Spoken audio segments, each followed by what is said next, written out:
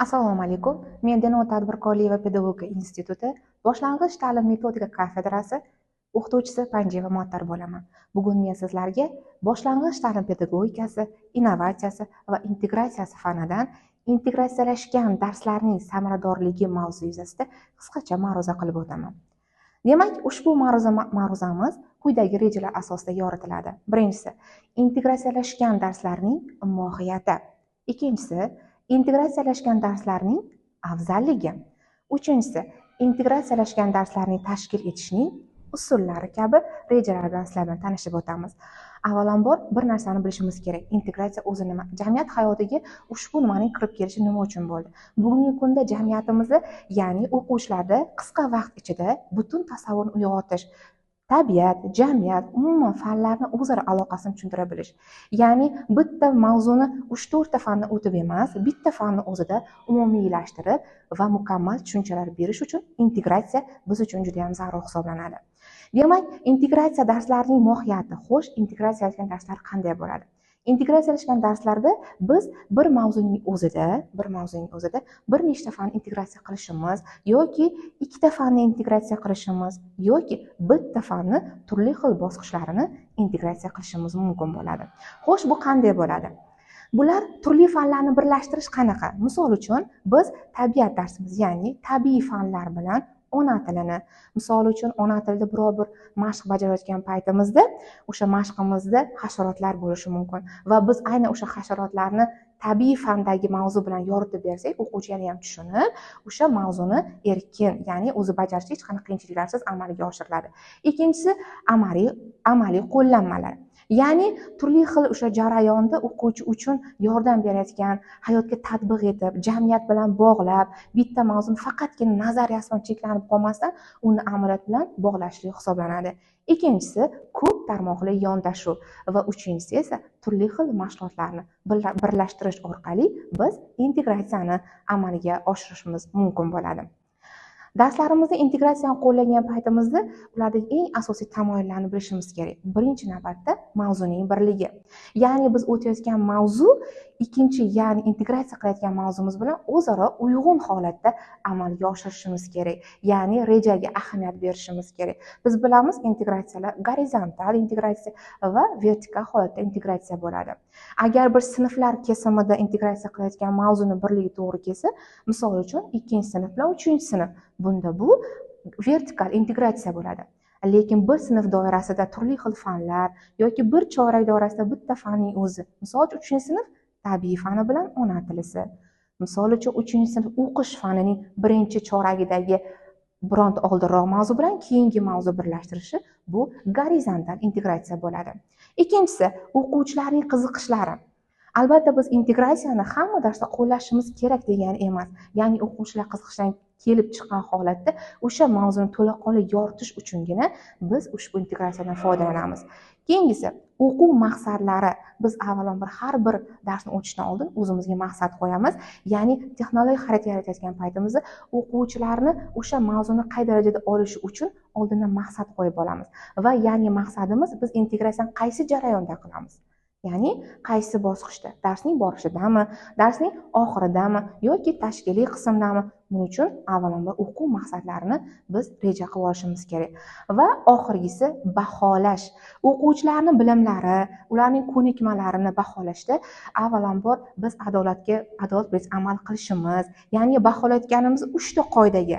Ya'ni o'quvchi birinchi navbatda o'zini o'zi baholay oladigan topshiriqlar berishimiz. Ikkinchi navbatda shunaqa topshiriq berishimiz kerakki, bunda bir vaqtning o'zida bir nechta o'quvchini baholay olishimiz kerak bo'ladi. Va darsning oxirida esa mana shularni amal qilgan holda eng faol qatnashgan o'quvchilar baholanishi kerak bo'ladi. Integratsiyalashgan darslarning afzalliklari nimada bo'ladi? Birinchisi, o'tilgan mavzu chuqur anglashiladi. Ya'ni o'sha bir mavzuni o'quvchi bitta fan emas, bir nechta fan orqali o'rganganligi uchun mavzu chuqur o'rganiladi.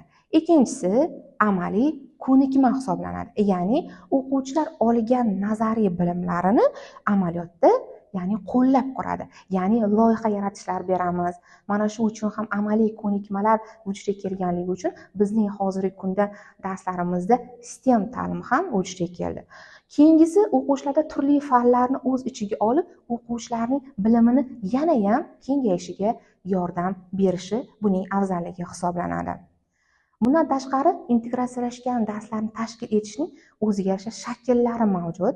Ya'ni shakl bu uning ko'rinishi hisoblanadi.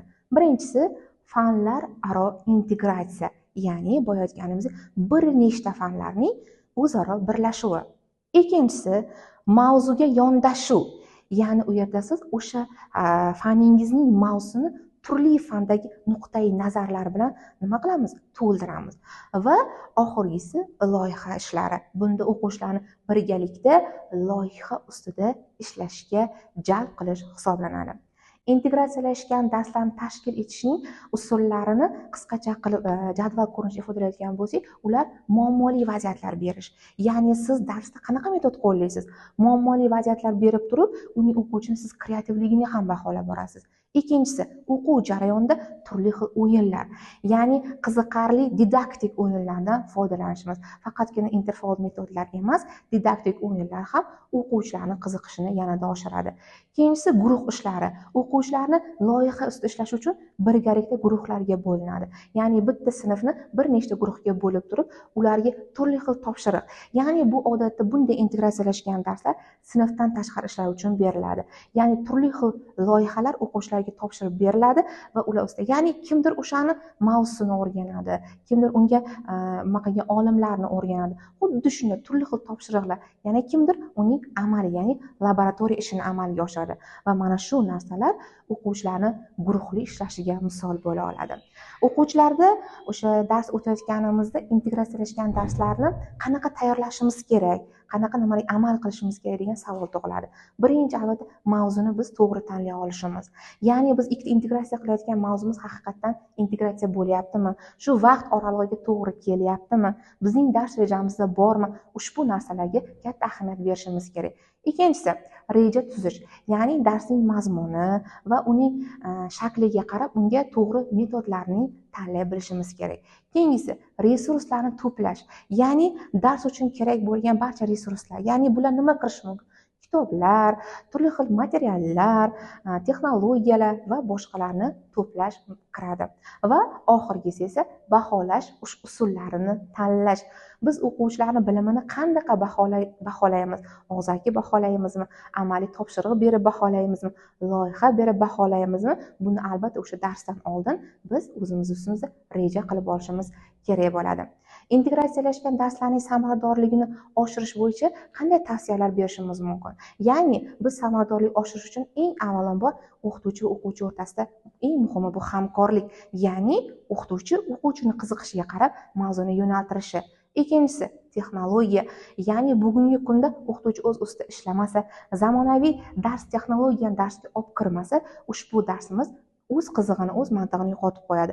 Va uchinchisi bu baholash, o'quvchilarni eng adolatli va shaffof baholashni o'rganish.